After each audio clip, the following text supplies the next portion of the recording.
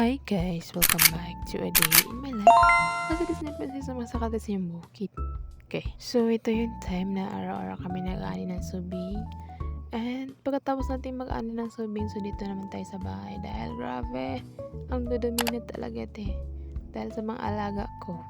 Para ang sarap nilang putlan, liog.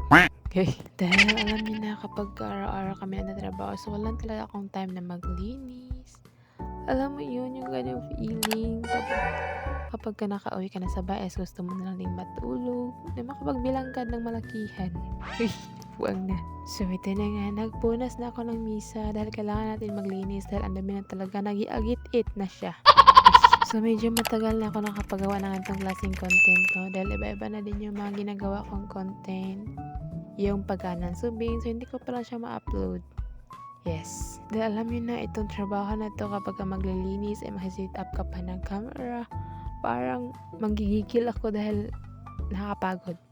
Pero para sa 1 million ilalaban ako. Uy, fuang na. So ito na nga, tinanggal ko na ang cortina dahil matagal na to. Siguro nung birthday ko pa to, nung pizza pa yun. Nung April 10. Tapos ano na ngayon? Lapit ng mag-June. Okay. Wala tayong magawa dyan dahil mahirap ang buhay. Kailangan natin kumayod, magtrabaho araw-araw na kahit para na tayong binugbog. Okay. Dahil alam niyo na, itong Disney Princess niyo na kapag naboboard siya sa bahay, no? Kapag siya lang may isa tapos ulit siyang ginawa, ay parang baliktarin man niya pati yung mga bubong kung ano-ano pa dyan. Kaya kung kayo na naboboring kayo sa buhay niyo, ay huwag kayong makipagchismisan sa kanto. Ilinis niyo, baliktarin niyo yung mga bubong niyo dyan. And after kong tinanggal yung cortina, winalisan ko na dahil grabe, ang daming mga cobwebs. Okay. And fast forward, nalagay ulit ako ng another na cortina. So, pasensyaan nyo na itong panglagay ko yan ng cortina, no? Dahil straw lang talaga siya. So, okay lang yan ay. Okay. Ito ay pansamantala lang muna dahil niwala mo lang sasabihin na temporary is forever. Pero, totoo lang, maglinis lang talaga ako ay kapag masyado na talaga siyang madumi. Yung parang masakit na siya sa mata. Parang makati na siya sa paa kapag naglalakad ka. So yun. So ganun yung feeling. Kaya kailangan ko na talaga maglinis. Baka masilaksuhan na yung mga uod. Okay. So balik tayo dito sa straw. So straw lang muna ako pansamantala dahil hindi naman siya importante. Pero yan lang siguro no kapag importante. So bibilhin ko siya.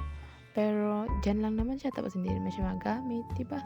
So, yan lang muna. Tapos, parang hindi naman siya may lagay ng kurtina. Kahit isto lang siya. Diba? Pero, aminin nyo. Parang nagustuhan ko lang maglinis ngayon. Dahil nakaterno. Buwang na.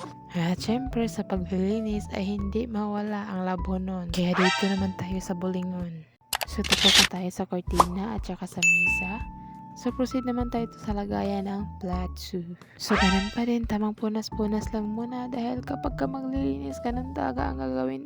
Magpunas ka dyan na magkuskus na parang aniduro. Kuy, ay ginampansinin itong salamin ko. Dahil hindi yan siya ganyan dati. Sadya nag-iba lang talaga ang aura niya. Dahil yan sa mga alaga ko. So, ang dami ko na talagang gamit na sira, no? Dahil sa mga alaga ko. So, parang gusto ko talaga ng ilabay. Uy! Pero na-realize ko na kapag wala sila ay ang mimingaw ng parang Disney Princess nyo na parang mang ninamatay. Kaya isa talaga sa kinakonsider ko yung mabili ako ng gamit na matibay at syempre pasok din sa budget. Ganun. Kaya sa mga may mababalak dyan na mag-aalaga, so pag-isipan nyo muna.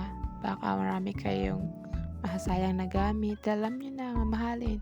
Kaya ngayon po dakuskus lang muna ang ante nyo. So ngayon ko na-realize na hindi pala biro na may alaga, no? Dahil kailangan mo silang pakainin, alagaan, at syempre mapaamo mo na sila. Kaya kapag sinaktan mo, so parang masaktan ka na rin. Ganun yung feeling. Uy, nabuang na. And proceed na tayo dito sa pagwawalis. Tapos na tayo dun sa lagayan ng plato, na magpunas, tapos dun sa lababo. And then, tapos na rin tayo sa pagwawalis. So, pwede na tayo mag-aurahan dyan, te. Pwede na tayong makipagsayawan o kung ano-ano pa. So, syempre, pwede na rin akong umupo dito na para bang Disney Princess. Pasakan.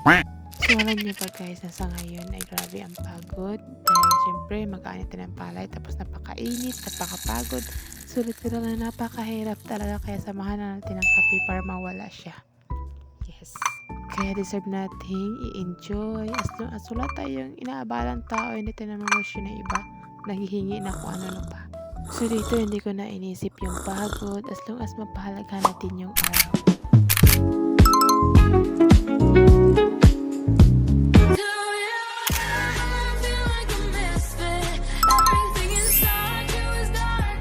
And that's all for today's video. Ang ping mo kanunay. Bye!